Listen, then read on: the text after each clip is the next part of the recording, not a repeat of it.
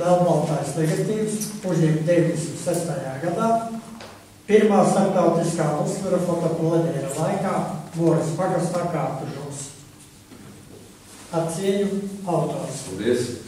Nu, tātad, lai tā paliek, ka jūs to darīsiet uz priekšu no jaunā gada, un šitā apraksta. Kad bija šitie, ko mēs tikko, es atkal te aizraujos, ja, kad vajadzētu arī turpināt to atsūtītās fotogrāfijas, kur albums viesītē glabājās, tad atsūta sava gada labāko fotogrāfiju. A4 formāts, lai gan atkal Arno kritizē tādus mažus formātus, bet, mēs to piecietīsim, tas mums tā parocīgi, un arī tā krājās tā. Jo, piemēram, šīs te fotogrāfijas, varētu jau teikt, kas tur vai ne, bet tas tomēr par 30 gadiem, par to pašu Juri Krieviņu, par to pašu, teiksim, mūsu Pēteri, jā, un Gunāru Bindinu, tā viņas ir pa vienā ir izveidojusies kolekcija, nevērtīga. Labi, paldies, skatiet bildes un nestīdies. Es pateikšu tādus vārdus par autoru. Viņš ir seguldietis, pēc tautības krievs, perfekti runā latviski, dzimis Seguldā, mācījies Seguldā un no Seguldas nekur nav aizgājis projām strādāt. Jo projām strādā Seguldas foto, kā privāti uzņēmējs, bildē dokumentiem, bildē kāzām, taisa amatieru bildītes, un es biju tas, kas ierosināja viņam. Šogad septembrī palika 60 gadi. Es zināju, ka viņš nodarbojās ar to, ko viņš grib rādīt, bet Seguldā neviens viņu nepazīst. Viņš domā, ka viņš, tā teikt, štancē bildītes. Un tad, kad uztaisīja šo izstādi septembrī, tad visiem seguldiešiem bija mutes vaļā. Viņi nezināja, ka viņš nodarbojās arī ar mākslu. Tāds ir Vladimirs Juris. Diemžēl viņš taisījās atbraukt, bet saslima, ko darīs, jā. Un kā sveicienu no Buclera otrās dzimtenes šī izstāde speciāli atgādāt šo. Un šodien ir ļoti liels prieks, ka varam satikties tie, kas satikāmies 86. gadā un visus gadus uz priekšu, jo pateicoties Pēteram Korsakam un visiem tiem, kas līdzdarbojās, Vilnim Auziņam un vēl daudziem citiem, Buclers kļuva atpazīstams ne tikai Saukā, bet visā valstī. Tādēļ viņš paldies viņam par to, un lai ražana, sirsnīga darba diena šodien.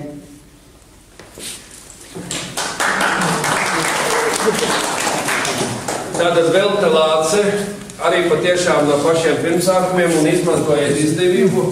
Velta ir ne tikai tagad Žilinsku dzimtā radiniece, bet viņa ir dzimto māju, piemiņas glabātāja, uzturētāja un tā tālāk. Kad būsiet Saukā, brauciet uz Āradzāniem un jūs, jebkurā gada laikā, būsiet tur mīļi gaidīti. Un tur ir daudz ko redzēt, dzirdēt un arī var pateikt to, ka ir fotogrāfijas, kuri to aizredzēja. No pašiem pirmsākumiem 87. gadā klātesoši bija arī komponists Sarvijs Žilinskis ar savu kundzi. Un visunikālākā fotogrāfija, ka viņš nāk ārā no baznīcas, un tad viņš teica tā, nekad manā mūžā, bet mani netika vērsts tik daudz fotoaparātu. Jā, tas tādi unikāli gadījumi, kas ir palikuši atmiņā. Un es pateikšu arī pašu sākumu, kur ir, redz, kur Lucija, lūdzu pie manis. Jā, rakstniece Lucija Ķuzāne, tas tā ļoti liktenīgi un jauki bija, ka kā tad tur bija, ka tās jubilejas bija, un tad tur mēs bijām ar Pēteri klātesoši, un tā tas turpinājies ir uz priekšu. Bet pats pirmsākums bija tāds, ka pēc Valkā, kur ir Andris vēl nav atbraucis, Krieviņš, ja, kad tur bija pasākums un atbrauc uz šejieni Raimonds Rencis, Pēteris atbrauc un ceļu rādīja Lucija, ja, kad kā tad uz to Sauku tikti, tik praki jau nebija. Un tā mēs bijām Ņāvu pilskalnā, tur ir pirmā un arī Bucleres skolnieks un radinieks Jānis Maizītis. un ko vēl es, Valds Kleins, jā, un tā viss sākās, un sākās, kā redzēt, ļoti labestīgi, nu tikai vēl ko vajadzētu, es vēl neesmu atmetis cerību pēc tiem 25 gadiem atgriezt, nu, Dievs dod, ka tā varētu sanākt, ka nākošu gadu mēs pasniedzam Mārtiņa Buclera prēmiju šeit savukārt, Londē vai kā citādi. Juridiski visu ko var nofirmēt, papīri visu atļaut. Tā kā, jo pirmo mēs pasniedzām Leonam Balodiem, kurš zina, jā, un tā pirmā Mārtiņa Buclera prēmija un medaļa un diploms tika pasniegts Saukā. Jā, lūdzu. Jā, un kad Saukā uzlika kā to pirmo akmeni, kas ir Bucleram, un to otro fotogrāfijai, kas tie bija pa svētkiem, tagad te pulciņš ļaužu, tur bija 100. Tur bija tāds milzums cilvēku, kā mēs tur pārvietojāmies uz Būku Siliņu. Un tie bija tiešām pasākumi, kuros mēs piedalījāmies atmodas realizēšanā. Mēs bijām arī viena daļa no atmodas tajā laikā. Tas bija brīnišķīgs notikums, kas notika Saukā. Tie fotografi svētki un cilvēki no visas Latvijas, no vis tālākiem stūriem.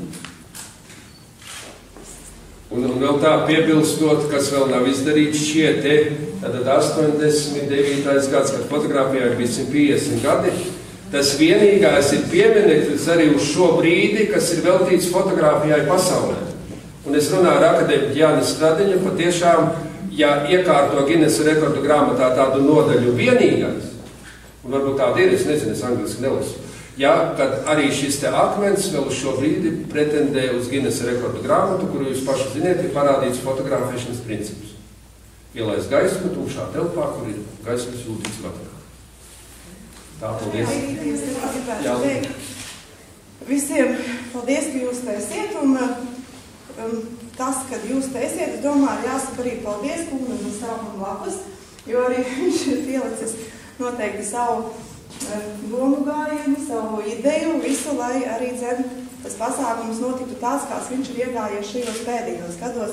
Man liekas, ka šī profesionālā, teiksim, fotografa profesionālā tāda izaugsme arī ļoti vērtīga, un to nevajadzētu atkal palaist, projām. Tā ir jātur tomēr stingri, lai tas arī mums ir pie mūsu pasākuma vienmēr klāt. Un paldies, Arno, par to. Un Arno, lai pārbaudītu, vai tu neesi dusmīgs uz mani kādu vārdu pasaka. Šī ir izstādes atklāšana, es teikšu daudz vārdus tur. Bet, ja kurā gadījumā, paldies par aicinājumu apmeklēt Loni un arī Buclera kabinetu. Jā. Labi. Grāmatā un jā, novērtējiet izstādi, kurš vai pārstāvis vai kā, jā, un varbūt kā arī kabinetā kaut ko un iedeviet. Viss strākst, kafijas, maksas.